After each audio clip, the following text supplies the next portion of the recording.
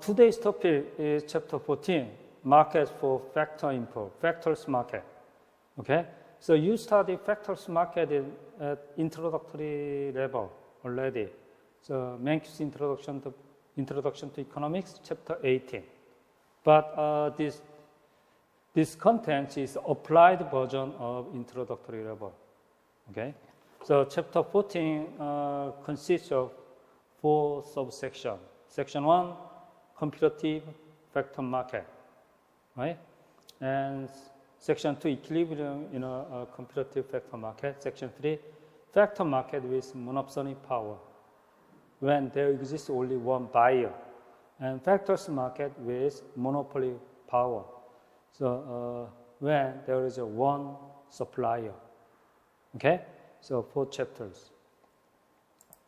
So section 1, competitive factors market.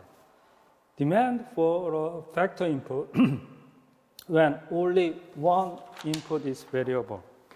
Okay, that is section 1.1. That is demand for factors market when only one input is variable. One variable input. When one variable input. Okay, only one variable input. That is section 14.1.1, like this. Okay, so derived demand. In fact, demand for who demand factors, who purchase factors, usually firms, isn't it? Right? And households sell their labor and capital or land. Okay, so household owners and suppliers of factors, and firms are purchasers of factors, labor, capital, land, everything, to produce final output. Okay, in this sense, firms' demand for factor is a derived demand. Okay, from output decision. Okay, demand for an input that depends on and is derived from both the firm's level of output and the cost of input. Okay, and marginal revenue product. Marginal revenue product. Okay, we said marginal revenue product.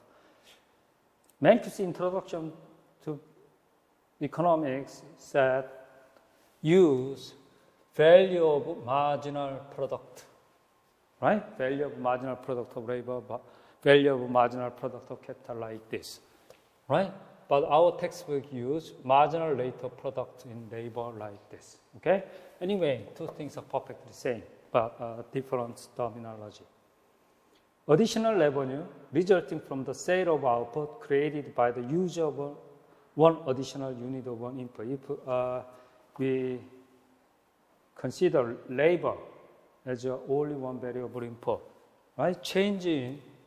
This one is changing total revenue when labor increase. Okay, that is marginal revenue product of labor, or value of marginal product of labor.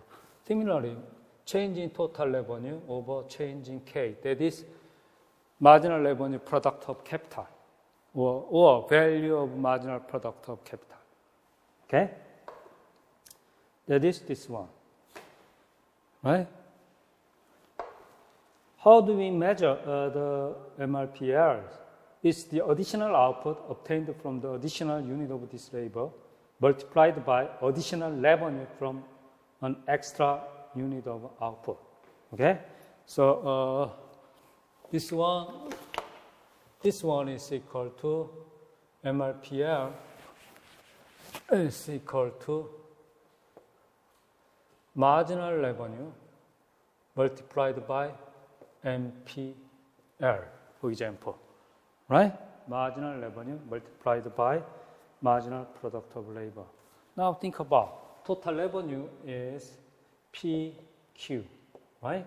Over change in L, right? But, okay. Okay. like this. That is a definition of marginal revenue product. If output market is perfectly competitive, when the output market is perfectly competitive, marginal revenue is equal to price. Okay? That is price multiplied by marginal product of labor. When output market is competitive. In other words, when the output market is competitive, price equal to marginal revenue. Okay? So that is explained here. A firm is sells or output at the market price P. In this case, the marginal revenue product of labor is equal to the marginal product of labor times the price of capital. So MLPL is equal to something long. Price multiplied by marginal product of labor. That is equation 14.2. So in a competitive factor market in which the producer is the price taker, right? Output market is perfectly competitive. Then producer or firm is price taker. Okay? The buyer's demand for labor is given by the marginal revenue product curve. The MRPL falls because marginal product of labor falls as hours of work increase. Right? When the producer of the product has a monopoly power, the demand for the input is also given by the MRP curve. In this case, however, the marginal revenue product curve falls because both marginal product of labor and marginal revenue fall. When the market is perfectly competitive, then marginal revenue product is equal to this one. Graphically, right? So, and this is labors, right? So that is marginal revenue product of labor. That is equal to price multiplied by MPL when the market is perfectly competitive, right? But firm is in monopoly position or some market power in output market, then MRPL is same to this one, right? Price is not equal to, so in this case, price equal to marginal revenue when the market is perfectly competitive, right? The output market is not perfectly competitive. MRPL is equal to marginal revenue multiplied by MPL, right? So price, marginal revenue smaller than price, isn't it? Right? So we can draw, that is this curve. This one is marginal revenue multiplied by MPL1. Okay?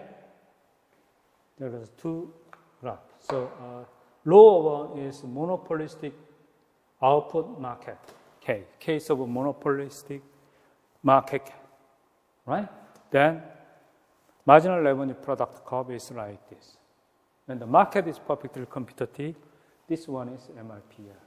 And we know this one lower than this because when the market is not perfectly competitive, marginal revenue smaller than price. Okay? So, for example, if you have some market power, then monopolist wants to sell more, you have to reduce price. Right? So marginal revenue smaller than price. In this way, anyway, we know that marginal revenue product decrease. In this case, price constant when the market is perfectly competitive. So MRPL curve showing decreasing trend because marginal product of labor decrease. Right? You hire more labor, then marginal product of labor decrease and decrease. Right? In this case, marginal revenue product decrease. The reason for decreasing trend is 2 instead of 1. Number 1, marginal product of labor decrease. Number 2, marginal revenue decrease as you hire more labor. Note that the marginal revenue product tells us how much the firm should be willing to pay to hire an additional unit of labor. As long as the MRPL is greater than wage rate, the firm should hire more labor. So we know you already studied the introductory level factors market, right? optimal labor demand condition or optimal capital demand condition. Benefit from additional employment of labor. That is this one, right? You hire one more labor, then you can produce more pizza, right? You hire more labor, then this one, generally this one, right? For example, you hire one more labor, you can cook two more pizza. Two more pizza is MPL, right? And this one multiplied by price or marginal revenue. That is extra benefit from additional employment of labor. That is MRPL, right? Also, there is additional cost to hire one more labor. That is wage rate, right? That is optimal factor demand condition, isn't it? So the profit maximizing condition is therefore MRPL is equal to wage rate, right? So now figure 14.2. Hiring by a firm in the labor market with fixed capital, right? Or there is only one variable that is labor, okay? If in a competitive labor market, a firm faces a perfectly elastic supply of labor, right? If the labor market is also perfectly competitive, okay, then supply curve is like this. That is wage rate. That is labor supply by household, right? So a perfectly competitive labor market, wage rate constant, right? At this wage rate, household want to sell some hours of labor they want, okay, at the same wage rate. So firm face horizontal labor supply curve like this. Labor demand curve is this one, MRPL. As you know, MRPL is showing decreasing trend, right? Decreasing trend. That is labor demand curve. In other words, the labor demand curve. Okay, that is MRPL curve. Labor demand by firms, labor supplied by household. Demand and supply equalized at this wage rate, right? So LDLS, labor demand is equal to labor supply when wage rate is W star, for example. Okay? In a competitive labor market, a firm faces perfectly elastic supply of labor SL and it can hire as many workers as it wants at a wage rate W star. The firm's demand for labor TL is given by its marginal revenue product of labor, MRPL. The profit maximizing firm will hire L star units of labor at the point where marginal revenue product of labor is equal to wage rate. Okay? So slide number 7. When the supply of labor facing firm is S1, right? For example,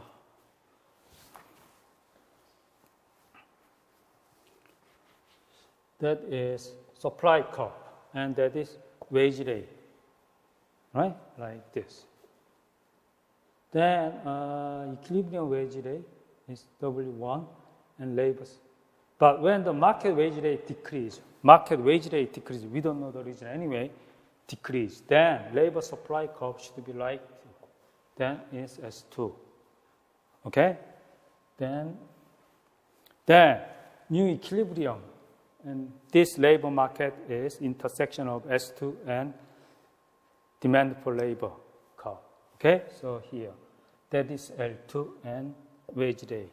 Wage rate may decrease, then labor employment increase. Okay? Like this. That is explained in figure 14.3. So when market wage rate decreases and the supply of labor shifts to S2, the firm maximizes its profit by moving along the demand for labor curve until the new wage rate W2 is equal to the marginal revenue product of labor. As a result, L2 units of labor hired. Next slide. Factor markets.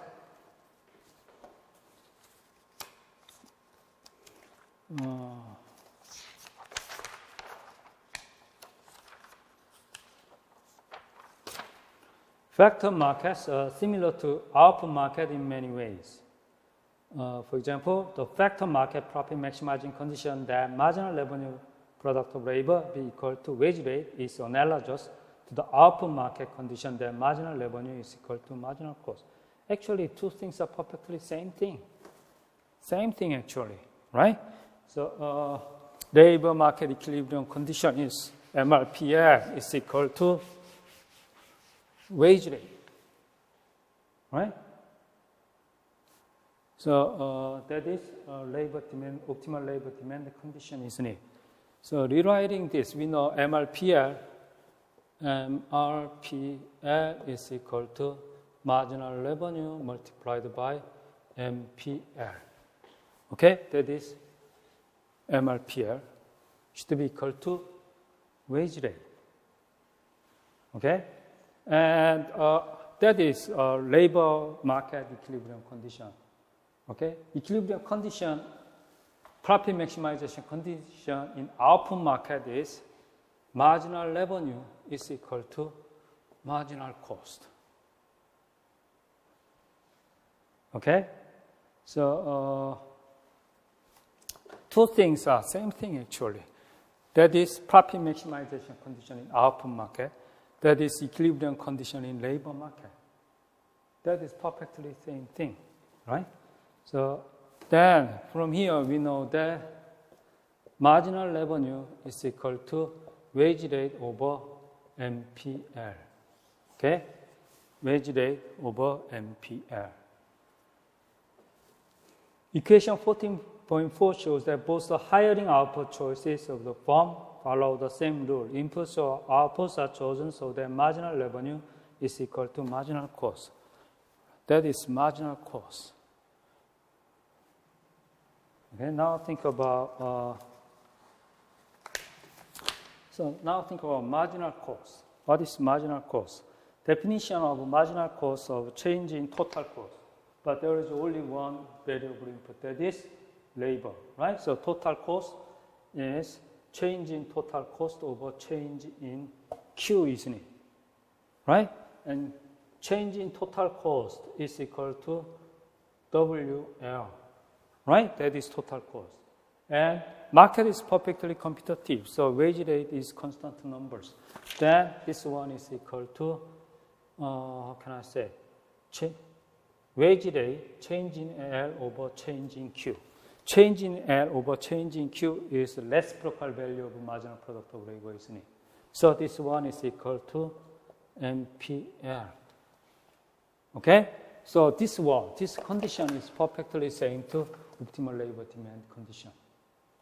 The decision of firm to maximize profit in output market, that is MR is equal to MC, right?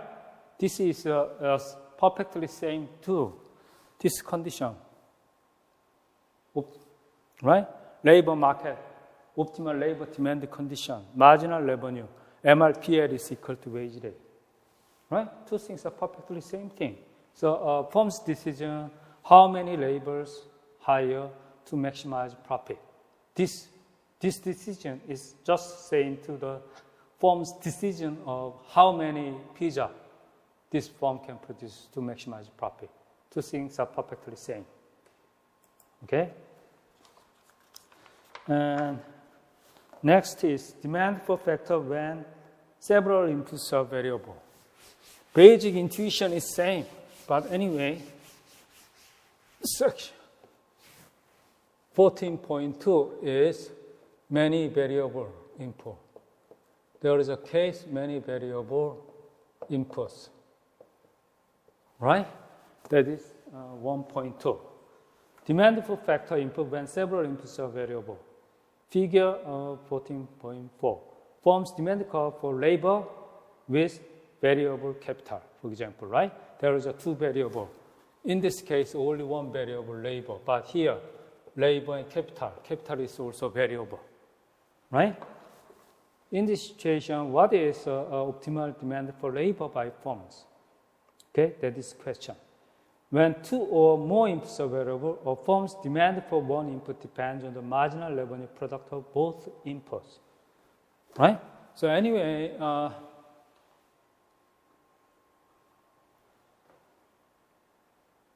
Now, anyway, think same. Condition is same. MRPL is equal to wage rate, right? And MRPL is equal to marginal revenue product, marginal revenue multiplied by marginal product of labor, isn't it? Right? And we know this marginal product of labor is function of labor and capital. Okay? So in one variable case, marginal product of labor is a function of labor only. But in two variable case, labor and capital. Okay? So graphical illustration is like this. Wage rate and hours of labor. So MRPL is like this. Now, wage rate is $20. Wage rate is $20, right? And labor employment is, I'm not sure, something, right? Now, wage rate decreased to $15. Then optimal labor demand, labor market reaching an equilibrium. When this is A, this is B. Then optimal labor employment increase. Wage rate decrease, then labor employment increase at this point. Right? That is actually MRP L1 curve, right? That is MRPL. That is function of labor and capital, right? Like this. When capital is K, L1, K, labor, and K1, for example, like this, right? In one factor case. But two variable case, that is not new quantity of equilibrium quantity of labor. Why? Wage rate decrease, then labor employment increase, right? Employment of labor increase. Then what happened? Marginal product of capital increase because one capital combined with more labor than before. Then marginal product of capital increase, so demand for labor also increase. Okay? So like this. When that is MRPL, when K2, labor increase. Okay. So capital increase, then moving like this. So when wage rate decrease, new optimal labor demand is this one instead of this. Okay? Then we can draw optimal labor demand. So demand for labor curve like this. Right? One factor case, just this one. But two factor case, smoother than before. That is explained in figure 14.4. Let's look at this. When the wage rate is $20, A represents 1 point on the firm's demand for labor curve. When the wage rate falls to $15, the marginal product of capital rises, I already explained, encouraging the firm to rent more machinery and hire more labor. As a result, the MRP curve shifts from MRPL1 to MRPL2. Okay? Generating a new point C. This is a point C on the firm's demand for labor curve. Thus, A and C are on the demand for labor curve, but B is not. Okay? Now we go market demand curve. Subsection 1.3 is market demand curve.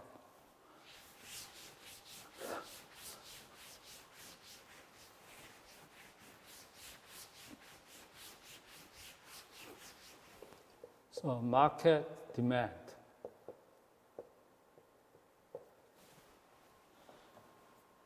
A factor input such as skilled labor is demanded by firms in many different industries, for example. Moreover, as we move from industry to industry, we are likely to find that firms' demand for labor, which are derived in part from demand for the firm's output, vary substantially. Right? Therefore, to obtain the total market demand for labor curve, we must first determine each industry's demand for labor first, and then add all the industry's demand curve horizontally. Okay? The second step is straightforward. Adding industry demand curves for labor to obtain a market demand curve for labor is just right. Adding individual product demand curve to obtain the market demand curve for the product. Okay? So, and now, graphical illustration of market demand curve is this one, right? The demand curve for labor of computative form MPL1, this one. I cannot see. Okay, so higher one in A, that is demand for labor in computative forms. Panel A of figure 14.1 is computative forms demand curve, labor demand curve, and panel B is market demand curve. Okay, so panel A takes the product price as given, but as the wage rate falls $15 to $10 here, the product price also falls. Thus, firm's demand curve shifts downwards to MRPL2 when wage rate decreases from here to here. As a result, an industry demand curve shown in B is more inelastic than the demand curve that would be obtained if the product price was assumed to be unchanged. So that is a horizontal sum if product price unchanged. Right? This one is industry demand curve, like this. Got it? Okay, now we go example 14.1. The demand for jet fuel. The jet fuel costs have been highly volatile during the past several decades. Understanding the demand for jet fuel is important to managers of both oil refineries and airline. The price elasticity of demand for jet fuel depends both on ability to conserve fuel and on the elasticity of demand and supply travel. So table 14.1 is shown on price elasticity of demand for jet fuel. We know that very inelastic, right? Very minus and very low price elasticity of demand. Overall, the results show that the demand for jet fuel as an input to the production of airline flight miles is very inelastic. In the short run, there is no good substitute for jet fuel. The long run elasticity of demand, however, is much higher than that because airlines can eventually introduce more energy efficiency airline. So graphically like this. So demand curve in the short run in jet fuel case, right? As MRPL curve is needed. Short run labor demand curve or MRPL short run is like this. But in the long run, like this. That is demand for labor or marginal revenue product in the long run, like this. That is slide number 13. Okay, now subsection 1.4. Subsection 1.4. That is comparative factor market.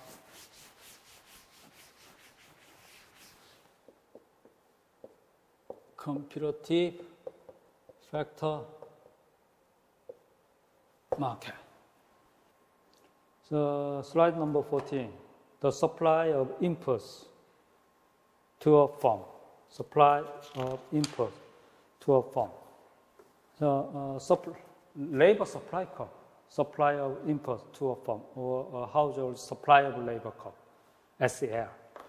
That is equal to average expenditure curve, right? Average expenditure curve from the perspective of firm. Supply curve representing the price per unit of labor that a firm purchase, firm facing. That is average expenditure curve, right? Marginal expenditure curve is supply curve describing the additional cost of purchasing one additional unit of labor. That is marginal expenditure curve. profit maximization requires a marginal revenue product be equal to marginal expenditure, right? So marginal expenditure is equal to MRP, right? MRP is demand, or cannot say, right? Labor demand curve is need, right? And marginal expenditure is this one, right? Marginal expenditure curve. And also we can think about average expenditure curve, right? Average expenditure curve is labor supply curve, okay? So in a competitive case, the condition for profit maximization is that the price of the input, labor, be equal to marginal expenditure, right? So marginal expenditure. So anyway, we know that this one is equal to wage rate, right? So then condition, equilibrium condition of labor market is ME is equal to labor demand over wage rate. That is equation 14.6, right? So that is supply side something. That is demand, okay? So it's much easier if we use some graph, okay? That is figure 14.7. A firm's input supply in a competitive factor market.